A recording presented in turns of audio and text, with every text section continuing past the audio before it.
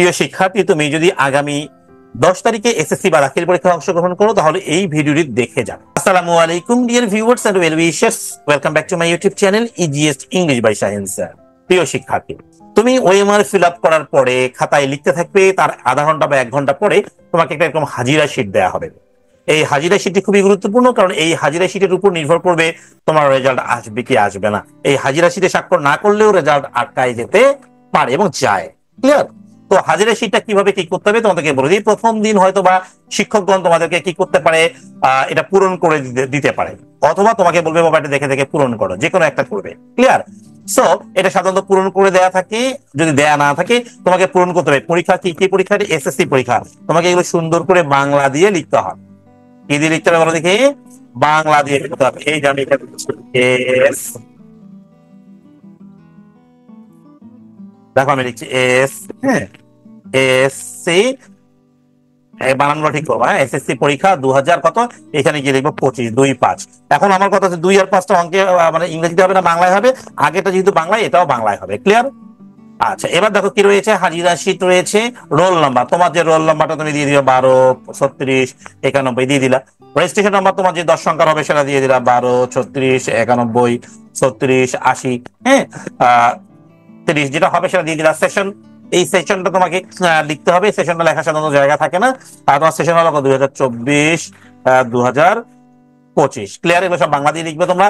কেন্দ্রের নাম, তুমি যে কেন্দ্রে পরীক্ষা দিবে কেন্দ্রের নাম লিখবে, কেন্দ্র কোড, ওটা তোমাদের ওএমআর মানে অ্যাডমিট কার্ডে থাকবে। হ্যাঁ, কোথায় থাকবে? অ্যাডমিট কার্ডে, সেটা সুন্দর করে দেখে নিবে।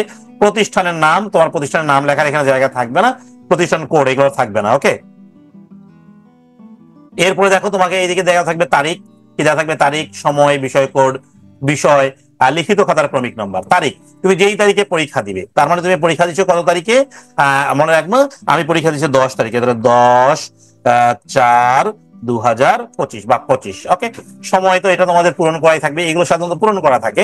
বিষয় কি? আমাদের বিষয় বা বিষয় কোড, আমাদের বিষয় কোড হচ্ছে মনে করো বাংলা পরীক্ষা হচ্ছে 101, আর বিষয় কি? বাংলা। বিষয় কি বলতো? বাংলা লিখলাম। ওকে, লিখিত খাতার নাম্বার এটা কোথায় পাবা? এই যে তোমার যে ওএমআর দিবে না, ওএমআর এর উপরে একটা লিখিত খাতার নাম্বার দেয়া থাকবে। দেখো এই যে এইটা, এই যে লিখিত খাতার নাম্বার, এটা তোমাকে যেমন আছে তেমন লিখতে হবে। ইংরেজি থাকলে ইংরেজি লিখতে হবে। যেমন কি রয়েছে? T2205, তোমাকে ওভাবেই লিখতে হবে। চলো আমি তোমাদের জন্য একটু লিখে দেখাই, বাস্তবে প্রমাণ পাবে। তাহলে কি আছে? T2205, তাই না? চলো একটু লিখে দেই। হ্যাঁ, প্রিয় শিক্ষার্থী, দেখো তাহলে এখানে যে ওএমআর এর নাম্বারটা দেওয়া রয়েছে, এই ওএমআর এর নাম্বারটা আমাকে কোথায় তুলতে হবে? এই অ্যাটেন্ডেন্সে তুলতে হবে, যা ছিল তাই। এখন দেখো এখানে ওএমআর আমার নাম্বার হলো T2205, এখানে আমাকে লিখতে হবে T2205। তারপরে আমাকে কি করতে হবে বলো দেখি? এইখানে দেখিয়ে দিই তোমাদেরকে, বাকি যা আছে একটু ওএমআর থেকে লিখবো আমরা কিছু। হ্যাঁ, তারপরে হচ্ছে 130023। হ্যাঁ, এটাও লিখে দিব 1300, তাই না? একটু ভুল করলাম কিনা দেখি, একটু দেখে নেই, এটা ভুল করা যাবে না। 130023, তাই না? এইখানে গিয়ে লিখবো, বাকিটা লিখবো 23। ক্লিয়ার? প্রিয় শিক্ষার্থী, আশা করি তোমরা এটা বুঝতে পেরেছো। এবার পরীক্ষার্থী স্বাক্ষর, এই স্বাক্ষরটা কেমন হবে? মনে রাখবা, তোমার যে অ্যাডমিট কার্ড রয়েছে, অ্যাডমিট কার্ডে তুমি তোমার নামটা যে আপনি লেখো, এখানেও তাই লিখবা। মনে করো ওএমআর, তোমার অ্যাডমিট কার্ডে তোমার নাম রয়েছে ইংরেজিতে শাহিনুর রহমান, তুমি ইংরেজিতে শাহিনুর রহমান লিখবে। বাংলায় থাকলে বাংলায় লিখবে। আবার যদি ইনিশিয়াল দেওয়া থাকে, হ্যাঁ, যেটা দেওয়া থাকবে সেটাই লিখবে, কোনো ঝামেলা নেই। আর এই ঘরটা হলো শিক্ষকের জন্য, যিনি পরীক্ষার ডিউটি দিবেন, উনি এই ঘরটাতে স্বাক্ষর করবেন, এগুলো চেক করে। ওকে, সো এগুলো কিন্তু তোমাকে সুন্দর করে পূরণ করতে হবে। এটা ভালো করে পূরণ না করলে তোমার পরীক্ষার খাতা আটকায় যেতে পারে, বা রেজাল্ট আটকায় যেতে পারে। প্রিয় শিক্ষার্থী, সবাই ভালো থাকো। আজকে রাতে একটি লাইভ করবো আমি, রাত 10টার দিকে। তোমরা লাইভে যুক্ত হতে পারো, সেখানে ওএমআর এবং হাজিরা খাতা ইত্যাদি বিষয় নিয়ে পূর্ণাঙ্গ আলোচনা।